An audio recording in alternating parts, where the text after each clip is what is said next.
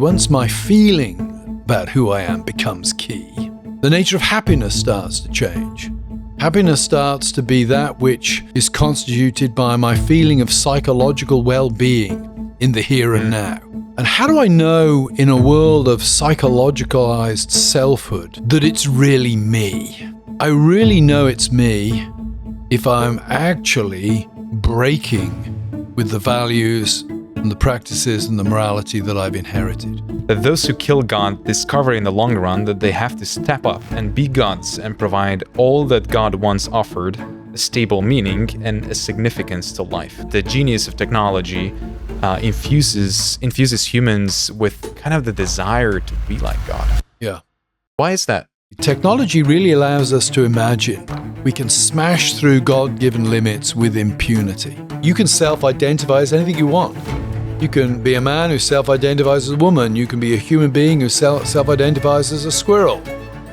What you cannot self-identify as is immortal. Because your body will have the last word. Right.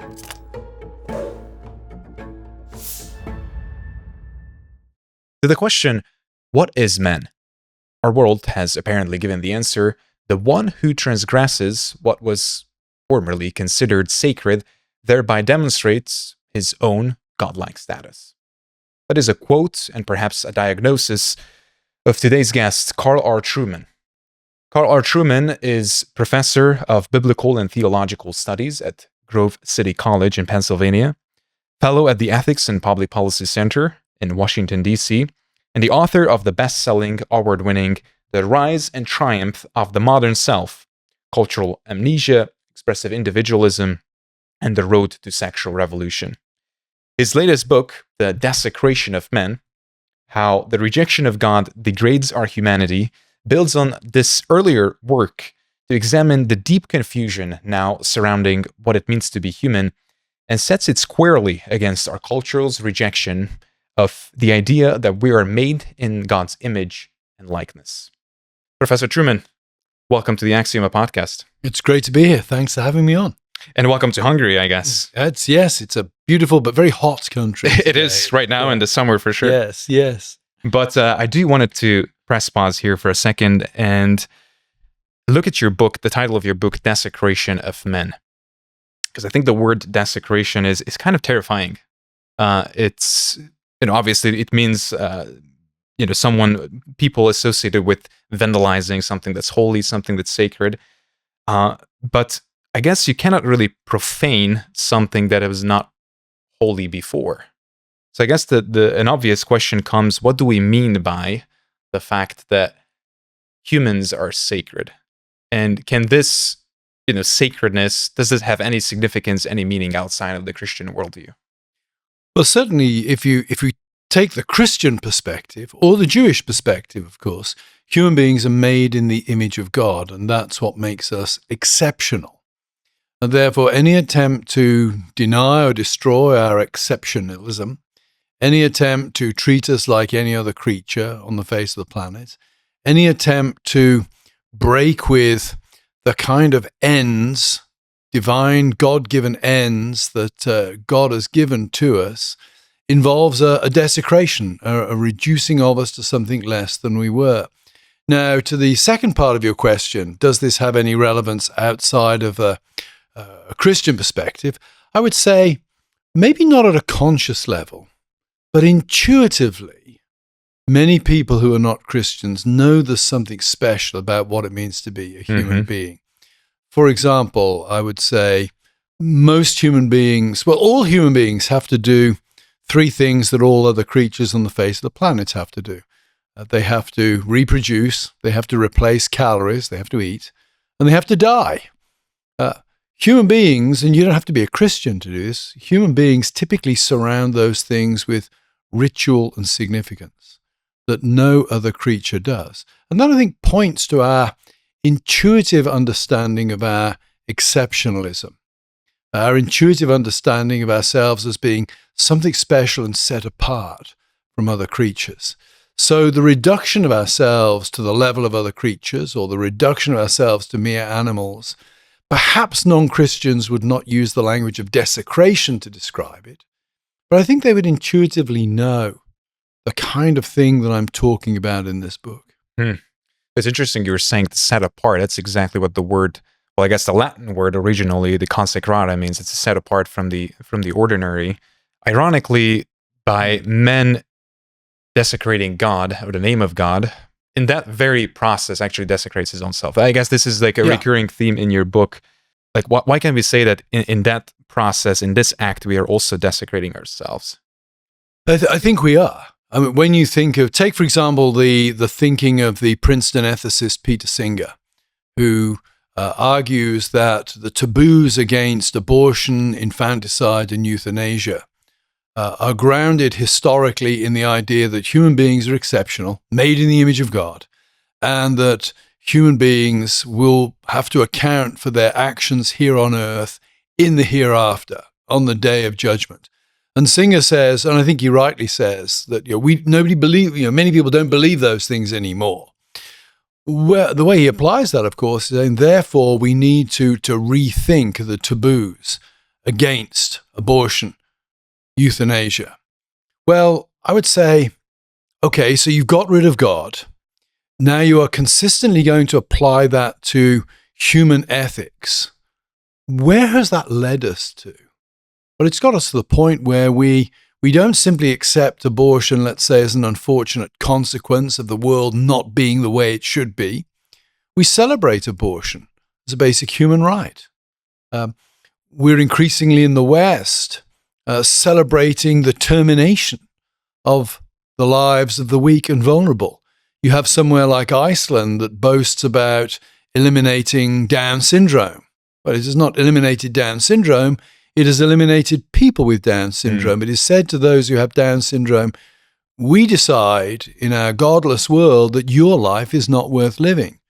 I would say maybe you don't want to use the language of desecration for that, but certainly the atheist revolution leads to a radical degrading of what it means to be human. And I would say that degrading is desecration itself, right? It's interesting that it also works in a human-to-human kind of relationship as well. Like, if as a husband, God willing it never happens, if I'm degrading the human dignity or the dignity of my wife, that itself, I'm also degrading my own dignity in a way. Yes, absolutely. And I think we still have an intuitive grasp of that, even in the non-Christian world. There have been a number of very controversial cases, I think in Canada, involving, this is very distasteful, but involving men caught in possession of sex dolls that look like children. Now, the question is, who are they harming? A doll, a robot, a piece of plastic is not a human being. But most people are repulsed by that. And one can only draw the conclusion that they're repulsed by that because they realize that the person engaged in these activities is not behaving as a human should be. They're degrading themselves. Your example of the man who beats his wife, well, think about how you feel about yourself.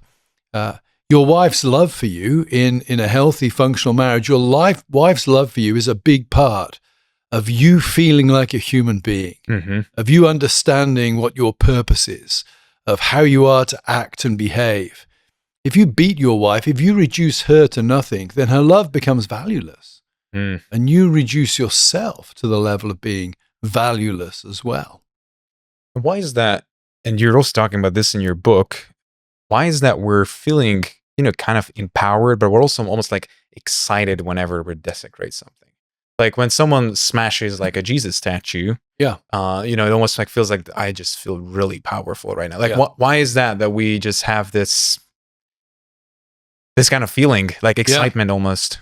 Well, I think theologically, I would make the case that breaking God's laws makes you feel like God. But you don't have to be a Christian to think in those terms. I would say culturally, we know that smashing the old gods is a way of asserting our own authenticity. So the breaking of the rules is not simply something we do with regret or we do unwillingly. We do it in order to make ourselves feel powerful. We do it in order to make ourselves feel like God. And Nietzsche, 19th century German philosopher, Nietzsche, of course, very vigorous atheist. But he makes precisely this point. If you want to kill God, you've got to transcend what it means to be human. Mm-hmm. If you're going to kill God, you've got to smash through the limits of what it means to be human. And to his credit, he's very honest about that. He said, that's a terrifying thing, but it's also an exhilarating thing. What more exhilarating an experience can there be than you thinking you have the blood of God on your hands? All the Hollywood movies today are all about that. The ones who shape and have determined who you are. I mean, we're in Hungary. Hungary, of course, was part of the Soviet Union, the Soviet bloc. Right. I can't think of any particular images offhand, but I'm pretty sure that when the Iron Curtain fell in 1989, statues of Soviet leaders would have existed in Budapest and would have been torn down. Right. And people have celebrated that because it was breaking with those who they felt had forced them to be something they weren't. And the modern mentality about God is that the Christian God is forced to be something we don't want to be, forced to be something we're God. So smashing his image becomes a means of asserting our power. And I guess, normally we usually don't really think about too much about desecration. We're just like, oh, that's horrible. Yeah. But in your book, you're very specifically right about 3 specific dimensions of the desecration of men, desecration of sacredness. You say that it's the rejection of the human exceptionalism, what you mentioned, the objectification of persons, and the move to self-creation. Yeah. And you kind of say this is all like an integral part of the modern, of a modern project.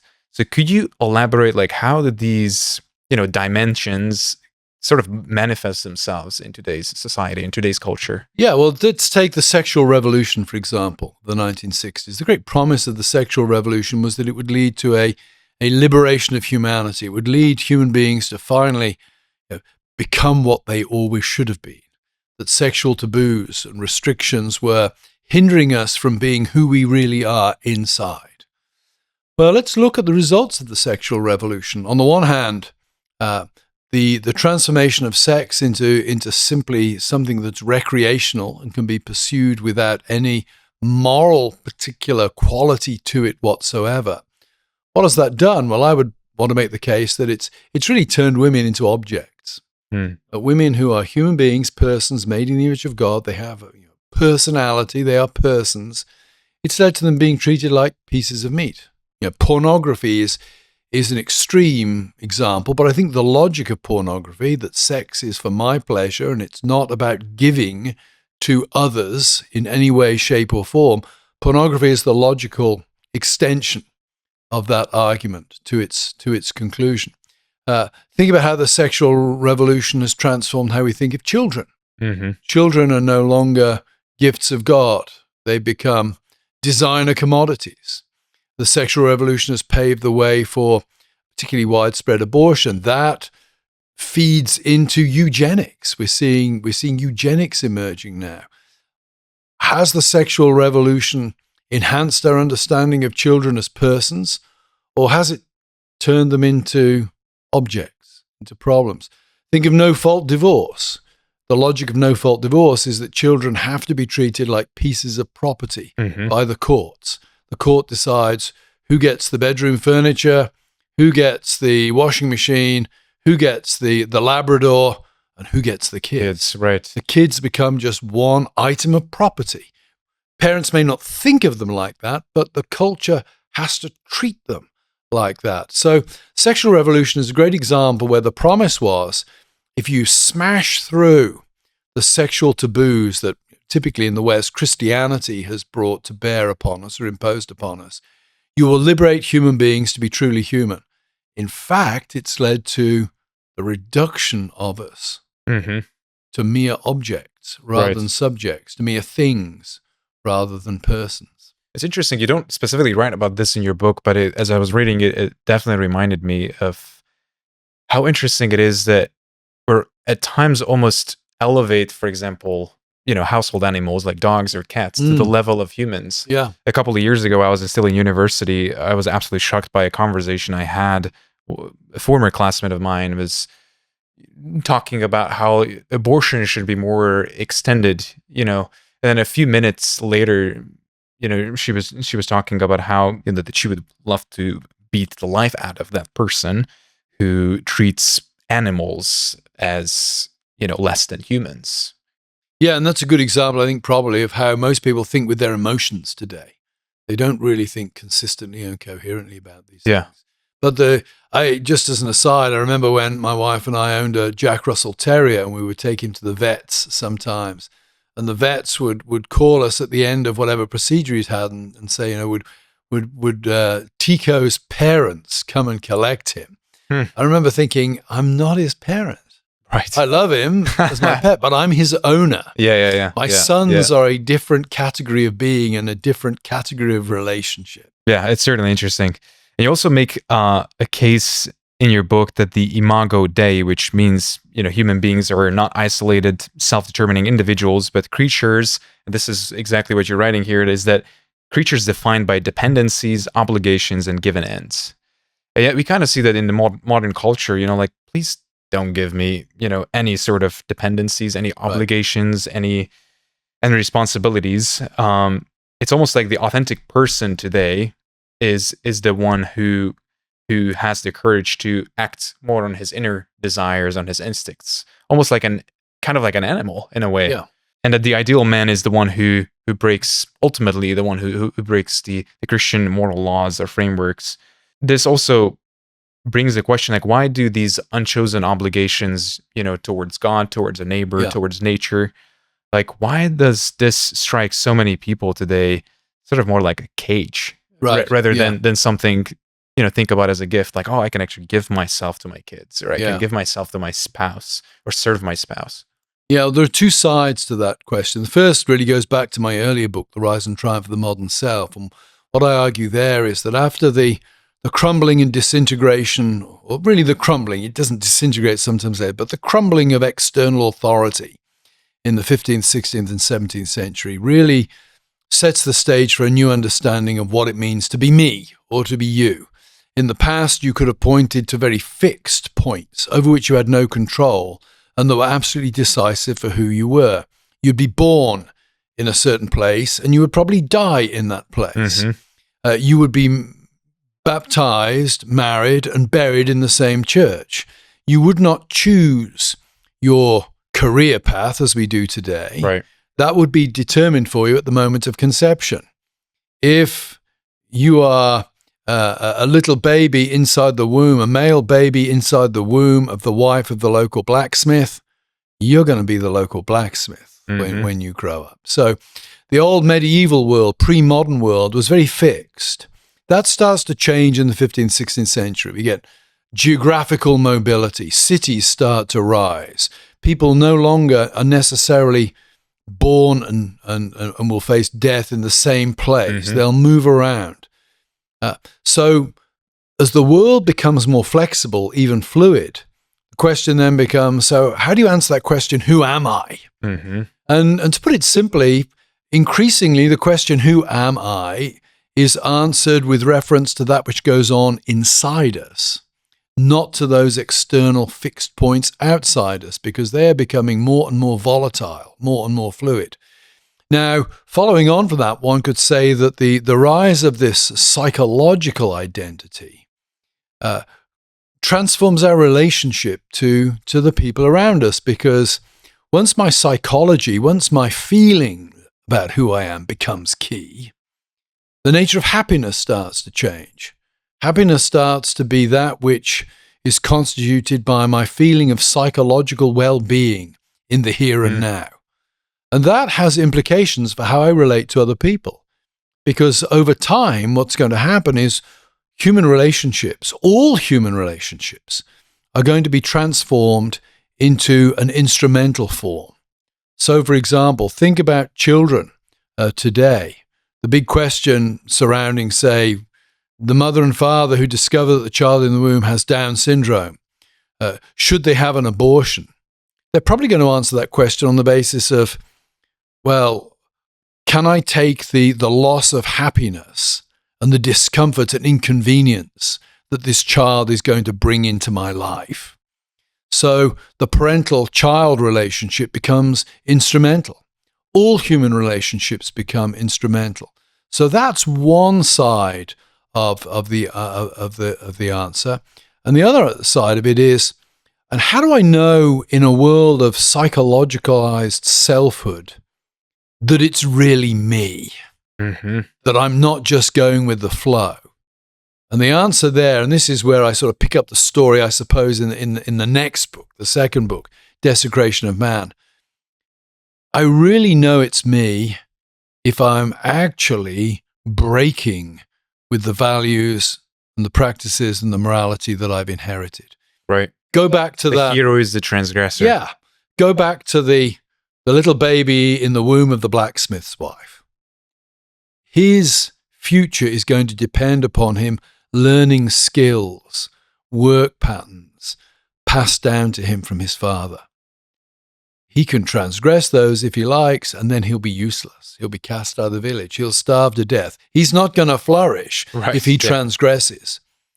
But when you move into a mode where actually I decide who I am, who I am is really a psychological thing. All relationships are instrumental.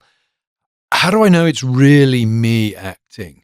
The idea of authenticity emerges, and authenticity is characterized by breaking with the herd, or at a social level, breaking with tradition, breaking with inherited values. So the rise of psychological man changes human relationships and also changes our attitude to external authorities. It's interesting that almost like someone that can only be considered authentic if they reject morality, if they reject virtue, if they reject a virtuous life. As a Christian, for instance, and this can probably go back to, the Lord saying that no prophet is welcomed in their own home. You can kind of just sometimes feel like, why do I even try? Like, if people tell me, it's kind of awkward that you're trying to live a virtuous life. It's kind of bad. It's not very authentic what you're trying to do here. Why would I even bother? Well, I think the answer there is the Christian answer, that you bother because it's true. As Christians, what we believe and the way we behave and the way we live is not driven by, does it make us popular? Does it allow us to integrate into this particular community? It's driven by, to put it in Presbyterian terms, what is the chief end of man? Well, man's chief end is to glorify God and enjoy him forever. Question and answer 1 of the Shorter Catechism.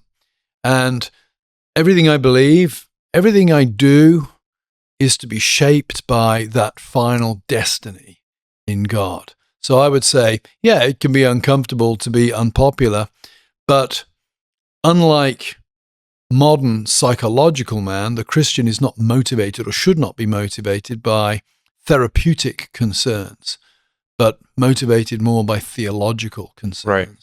Which is why it's probably so scary that when a priest, well, in my case, I guess, as a Catholic priest leaves the church, so many times we see that they become like coaches or something, or psychologists or something like that. And you kind of wonder, like, this was what was all about. Yeah. Protestantism has them too. We have a lot of that. I guess. Yeah. Well, another recurring theme of the book, and now I'm going to quote here, that those who kill God discover in the long run that they have to step up and be gods and provide all that God once offered, a stable meaning and a significance to life. Yeah. And you also note in the book that technology and human nature are inseparable, and sort of that the genius of technology infuses humans with kind of the desire to be like God. Yeah. Why is that? Yeah, I mean, well, a couple of things there. I think, stepping up to be like God, we see that all around us. I mean, we're recording this in the middle of June, Pride Month. There's a sense in which the old God has been thrown off, but has been replaced by a new totalitarian God of self. The liberation of breaking from the Christian God has been replaced by new authorities. Why? Because human beings want to belong. We want to find meaning. Viktor Frankl is very clear that human beings are meaning-seeking creatures. And if we don't find our meaning in God, we will try to find meaning for ourselves. Typically, we find degrading, I would say, meanings for ourselves. I've sort of argued earlier relative to the sexual revolution. When it comes to technology really allows us to imagine that we can we can smash through God-given limits with impunity. And again, I would go back to the sexual revolution here. If you think about the philosophy of the sexual revolution, sex is just about recreation. Well, you could believe that in the 19th century, but it was very difficult to behave consistently with that. Because if you're a young man sleeping with every girl who crossed your path, you were going to get a significant number of them pregnant. That would have social implications. You would be held to account for that. Right, yeah. You may pick up a really nasty disease for which there is no medical treatment, so you would be held biologically to account for what you're doing. That makes the Christian sexual codes very plausible because they seem to make sense because nature naturally backs them up. Now, when you move into a technological world, when let's say you have easy access to abortion and easy access to antibiotics, suddenly it seems that, hey, we can get away with the stuff that we never got away with before. The girl doesn't have to get pregnant. And if I get a disease, well, we have a pill or an injection that deals with that. So what one sees there is a shift to things that were once considered to be moral problems become technical problems. We start to think technically about old moral questions. And we're able to behave increasingly in ways that we wish. Well, that creates a kind of mindset where limits, even natural limits, not just moral limits, but natural limits, come to be seen as inconveniences to the extent that they stop me feeling psychologically happy and contented in this moment in time. To that extent, that limit is a problem, not to be addressed by changing my behavior to conform to that limit and accept it, even embrace it, but by finding a technique that will allow me to smash through that limit. And I would say transhumanism is a good example of this. I was just thinking about Brian Johnson. I don't know if you're familiar with him. I guess, one of the leaders of the new transhumanist movement. And he has the no dying project or no die project. Yeah. And I remember mentioning this to the priest. He's like, oh, have you never heard of Brian Johnson? It's like, oh no, what is his? Well, his whole thing is not to die. And he says, I'm sorry, but he will die. Yes. I say that to students all the time. I sort of joke to them that you can self-identify as anything you want. You can be a man who self-identifies as a woman. You can be a human being who self-identifies as a squirrel. What you cannot self-identify as is immortal. Because your body will have the last word. Right. The body is the last great external authority over which ultimately not even Elon Musk is going to be able to grant us control. Right. Yeah. Yeah. So you pose two questions in the book that I should probably ask just as it is. You say that human beings are exceptional in their ability to develop and use technology, but does that very power not ironically bring with it the possibility of annihilating our exceptionalism? Yeah. And then you later on in the same page, you ask, are there limits that we should not cross in order to maintain our humanity? Yeah. And I guess here I ask, did we already cross limits that we should have never crossed? Yeah, well, if we can just sort of step back before answering that question, I would say what we're touching on there is what the German philosopher Gunther Anders calls Promethean shame. He makes the case that and he's really writing in the wake of the Second World War and the development of the atom bomb. But he makes the case that isn't it interesting that the more technological innovations we come up with, the more brilliant we are technologically, the less confident we are about what it means to be a human being. Mm-hmm. We become ashamed of our humanity. So we develop the A-bomb. And what does that mean? It means that we are the first creature on the face of the planet that can choose to wipe itself out. We make ourselves radically contingent by the development of the A-bomb.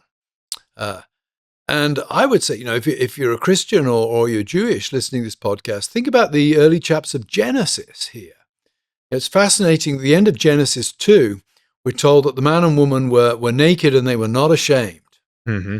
And then in Genesis 3, Eve, is tempted by the serpent. And the serpent says, God's put this taboo on the tree of the knowledge of good and evil because he knows that if you eat of it, you'll be like him. You'll be godlike. if you use your powers, the powers that God has given you to reach out and take this fruit, you will complete the circle. You will be gods. What's interesting, of course, though, is that as soon as Eve and Adam do take the fruit and eat of the fruit, they're immediately ashamed. Mm-hmm. They hide from each other and they hide from God. So breaking the rules has not affirmed them in their godlike status. It's reduced them in their own eyes to less than that which they once were. Now, come back to our technology. Have we already crossed that line? Well, just look at the rhetoric surrounding artificial intelligence. I was about to say that, yeah. A lot of the tech bros in Silicon Valley saying, the great thing is we'll develop these programs and they'll be more brilliant than us. And they'll raise a question about whether does the future belong to us or does it belong to the things that we have made that then metaphysically or perhaps even physically destroy us? It doesn't stop them pushing ahead with their projects. But that's the language of, or the logic of Promethean shame there. You raise the issue of IVF and think of IVF and surrogacy. What is the most godlike thing we as human beings do? We reproduce. But we have now seized control of reproduction in a way that was barely imaginable 100 years ago. Maybe Aldous Huxley is pointing to it in Brave New World. But by and large, we now have powers over procreation, detaching it from the normal God-ordained procedure for procreation. We've moved it into a laboratory. Well, what has that done? I think it's turned children into products. It's even forcing the law to do that. There have been very unpleasant cases, surrogacy cases, where the child in the womb doesn't meet the expectations of the parents who paid for the process. Well, does the child have the right to life, or does the child have the right to claim the people who provided the biological material as his or her parents, or the woman who gestated him? Is she his mother, her mother? We've reduced children dramatically. So I would say, yeah, we're already there. We've probably crossed the line. Can we pull it back? I don't know, because certainly something like IVF and surrogacy reflect good desires. People who can't have children wanting to have children, that's a good desire. It's not like the desire for abortion. The desire to create new life is a good desire. And of course, it plays to the psychology of expressive individualism, where if it makes me feel better, we should do it. Mm-hmm. So I am, at this point in time, very pessimistic about our ability as a society to pull back. We're highly technologized, but again, to go to Gunther Anders says, our technological ability far outstrips our moral imagination. In other words, we are creating and doing things that we do not have the moral imagination to grasp the ethical significance. Right. Yeah. It almost feels like, I can't even imagine another technology that would be even more significant or godlike than reproducing kids in whatever way you want. Yeah. It almost feels like there's no further, maybe figuring out death, like how to completely stop death would be like the final ultimate technology. But another thing that I've been definitely pondering on lately is how sort of one technology feeds into the other, or like one technology kind of makes time for another technology. How like when washing machine came, or when the idea of dishwasher came, so that I can spend more time with my family. Well, actually, the time that was shared at dinner, the whole time went to television. Yeah. We're watching television, and it's always like we're creating this technology, but then the technology would really become slaves to the technology. Yes. In a way. Yeah, in trivial ways we see that. I've noticed once or twice when I've been catching an airplane, I've chosen my seat in the departure lounge at a point where I could plug my phone in to recharge it. Yeah. And you ask the question, so is my decision as to where I sit, is that really my agency, or is it the machine, the requirements of the machine making that decision for me? I think the replacement of the fireplace with the television screen as the focal point of the living room was a dramatic move. And that, of course, because the fireplace pulled people physically together and metaphysically together. Right. They would sit and have conversations. The TV pulls people physically together, but metaphysically separates them because they watch the TV as individuals. We now all carry around our own little screens, so we don't even have a focal point anymore. In the United States, houses these days are not typically being built with dining rooms because dining rooms are unnecessary anymore. Who sits round a table and has dinner other than at Thanksgiving? And wow, it's a big investment to have a room in your house that you use once every 365 years, 365 days.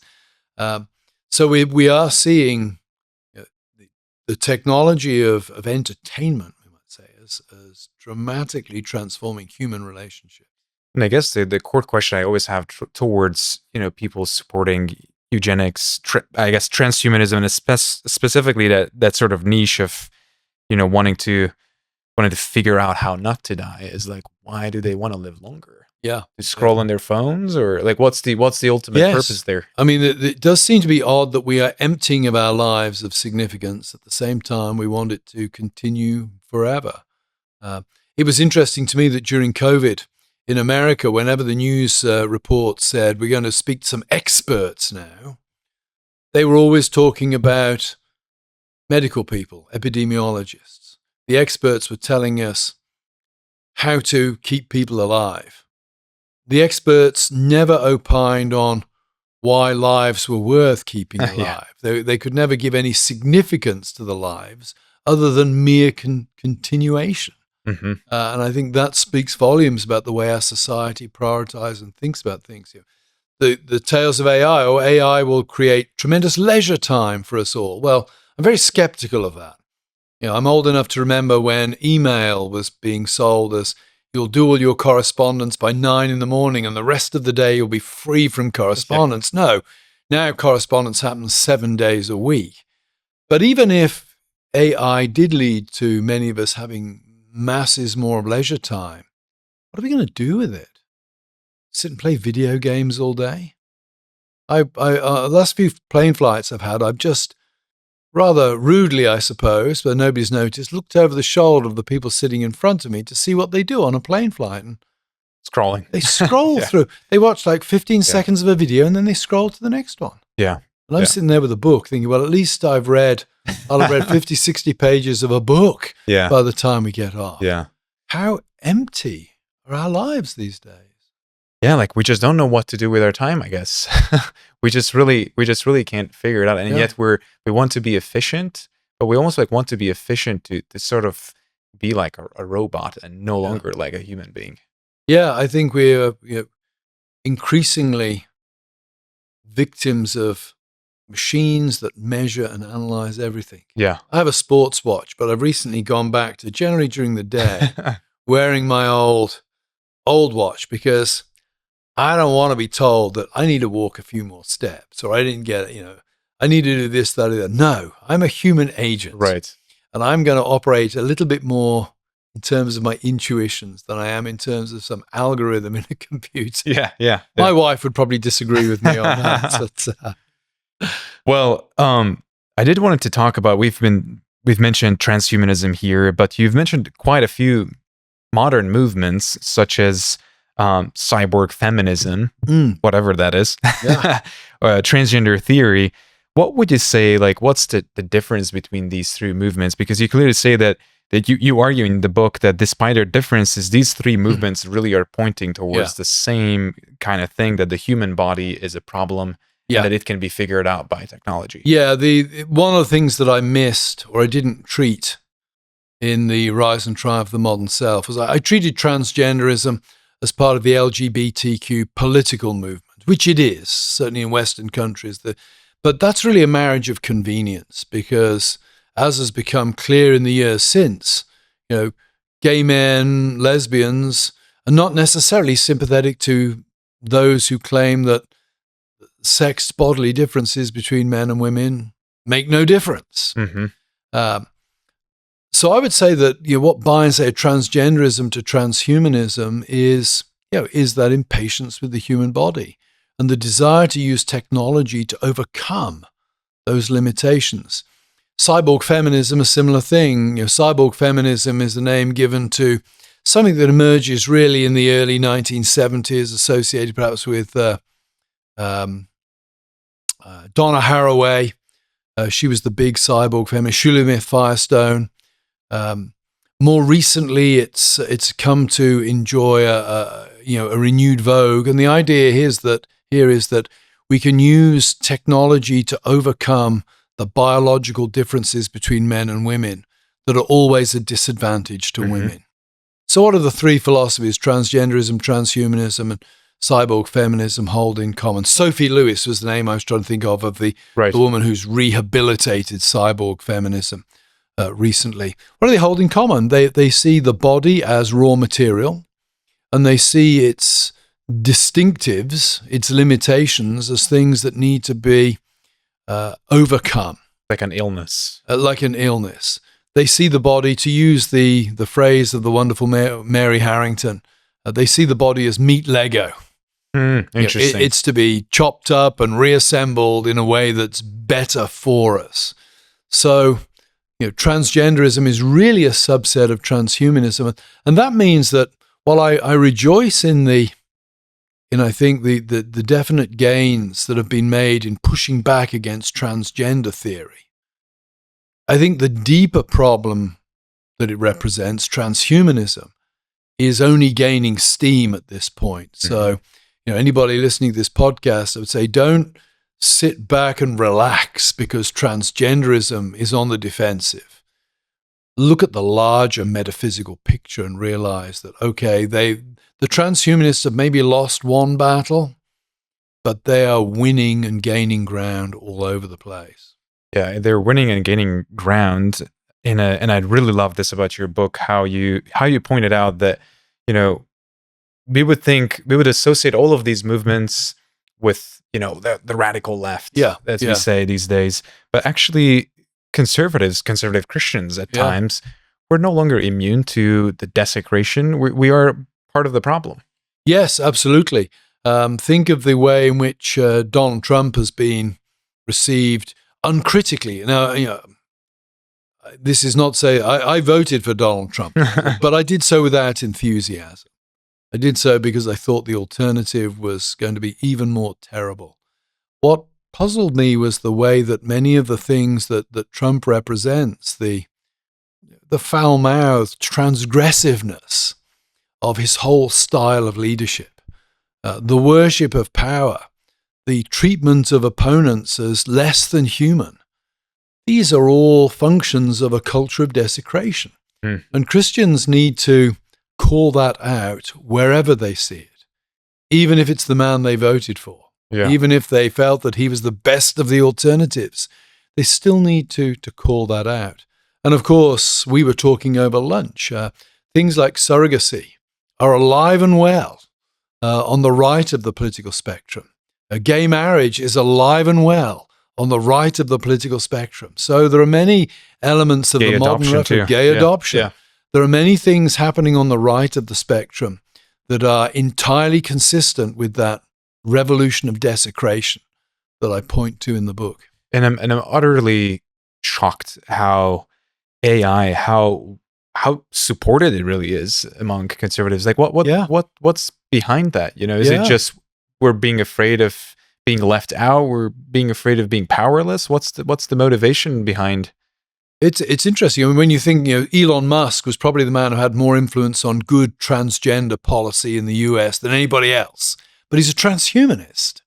And nobody seems particularly worried about that. We rejoice that he was the key man for tragic personal reasons, but he was the key man in getting basic rules about women's safety in place in America. Yeah. We should, as Christians, I think, be so thankful for the way that the Lord used him in that. But let's not forget that he's still part of the bigger problem. Absolutely. And why are Christians serving this? I think on the whole, Christians don't think very deeply. We don't connect the dots. Alexander Solzhenitsyn, in his famous address to Harvard, the graduating class at Harvard University, when everybody was expecting Solzhenitsyn to come out as cheerleader for the West, because the West had saved his life in many ways. But no, he made the point that actually East and West are united by a shared lack of spiritual depth. It manifested itself in brutal authoritarianism in the Soviet Union. It manifested itself in a vacuous consumerism, materialist consumerism in the West. But it amounts to a degrading of humanity. Now, don't get me wrong, I'd rather be in the West than ever I would have been in the Soviet Union.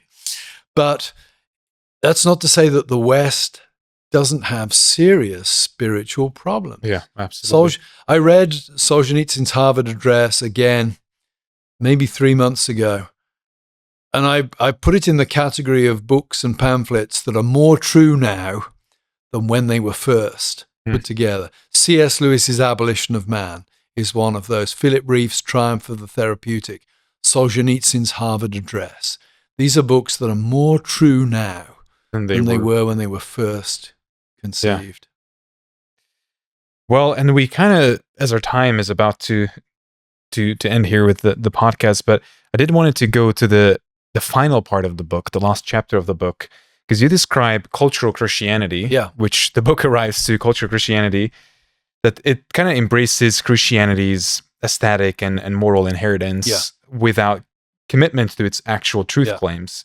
And you basically call it like a form of nihilism, which is very provocative, probably, maybe for some conservative listeners, like, aren't you just satisfied? Like, is there no middle ground for you? Right. What's the problem with cultural Christianity? Well, I'm actually indebted to Nietzsche, of all people. In The Will to Power, which was it's a book that his sister constructed from notebooks after he died. But in Nietzsche's Will to Power, he talks a lot about nihilism. One of the things he says about nihilism is it continues to go through the motions once the reasons have gone. He says nihilism is the inability to answer the question why. When we think of nihilism today, my mind goes to a movie like The Big Lebowski. The nihilists are those that they don't believe in anything, Danny. You don't have to worry about them. Well, it's not that nihilists believe in nothing. It's that they have no grounds for the beliefs they do have. That's what Nietzsche thinks is nihilism. And I think when you come to cultural Christianity, what you have is a way of living that goes through the motions of Christianity long after Christianity itself has died away. And Nietzsche in the 19th century is so brutal on this in that his real targets are the Enlightenment philosophers. And Nietzsche's approach is this. He says, Immanuel Kant, you successfully got rid of God, but then you smuggled something back in to do the job that God used to do. You smuggled human nature back in as a moral thing. And Nietzsche really is saying, and I'm not going to let you get away with that. Because, hey, human nature, moral human nature is built on the idea that human beings were made in the image of God. And you got rid of God. So you got rid of God's image. Have the courage and have the intellectual fortitude to be consistent with the brilliant philosophical moves you've made. And in the book, it pained me to do this because he's a big hero of mine. But the example I use from recent conservative history is Sir Roger Scruton. I think I can honestly say that everything I've read by Roger Scruton has had an impact on me and has shaped me in fundamental and profound ways. But what I missed in Roger Scruton was he never actually positively affirms the creed. He never positively affirms, it seems to me, the existence of a personal God who's revealed himself. It seems to me that God is useful in justifying beauty and also morality. But God is not useful. God exists. God is useful because he exists. Right. Beauty exists because God exists. We don't smuggle him in, as Nietzsche would think, in order to justify our preferences. Because if we do that, we render ourselves very, very vulnerable to somebody coming along like Nietzsche and saying, hang on a minute, you built this magnificent castle in the air, but haven't you noticed there's nothing keeping it floating there? So we could end this conversation saying like, wow, this is depressing, but we shouldn't. No. So I guess my question is, what's the remedy? Yeah, well, this is what's the antidote? I have to give a shout out to my editor at Penguin who published the book, Bria Sanford, because she kept pressing me, you gotta come up with some good news here. There is an entire industry out there of people writing about how the West is dying. And there's nothing more fun in some ways than writing a book about how the West is dying. And it's probably true. Which comes true. But the question that people are going to ask then is, but is there any answer? And I want to say, well, actually, if we think of the human problem as desecration, the answer becomes rather obvious. The answer is consecration. And the question then becomes, well, where do we get consecrated? Well, from a Christian would say, in the church. What the church believes, how the church worships, and how the church lives. These are the places, or the combination of those three, demonstrates, manifests, brings to birth what it means to be human in the middle of a dehumanized, desecrated culture. And so I spend some time in the book thinking about the creed of the church, the cult, the way we worship, and the code. And the other great thing about that is, the Lord sets up the church very clearly in the New Testament as a team effort. There's that bit where Paul says, if the hand says, to the eye, because you're not a hand, you're not part of the body. Well, a lot of people struggle with the world, the transformation of the world seems so overwhelming. And none of us have the skills to address it all. Some are philosophers, some are theologians, some are experts in technology and the impact it has. Nobody can do all of them. But if the response to desecration is the response of a team, then the burden is lessened on each of us. Maybe you're not a great philosopher, but maybe you can open your home to that lonely person in your church on a Sunday and give them a meal. Maybe you can treat them as a human being. Maybe treating them as a human being, and rather than as a thing or an object, maybe giving of yourself to them in some way will teach them more of what it means to be human than any lecture that any philosopher or priest or theologian can give. So the last chapter of the book is really an attempt to get the reader to think, okay, the problem's huge, but God's given us the answer. The answer is the church. What role do I play in the church? What part of the body am I? What is my talent? What is my calling within God's people that will allow us to address this challenge? As a Christian, I was very, very, very inspired by a quote from your other book, The Rise and Triumph of the Modern Self, when you say that every age has had its darkness and its dangers. The task of the Christian is not to whine about the moment in which he or she lives, but to understand its problems. Channeling Gandalf at that point. Yes. Yeah, respond appropriately to them. Well, I hope we're going to be able to respond to that appropriately. Yeah. Thanks. And thank you so much, Professor Trueman, for being here in Hungary and for bringing the good news of your book. Oh, thank you, and thank you for translating it so swiftly into Hungarian. It's a beautiful, beautiful job that's been done. So thank you. Thank you so much. I thank you for listening to this episode of the Axioma Podcast with Professor Carl Trueman.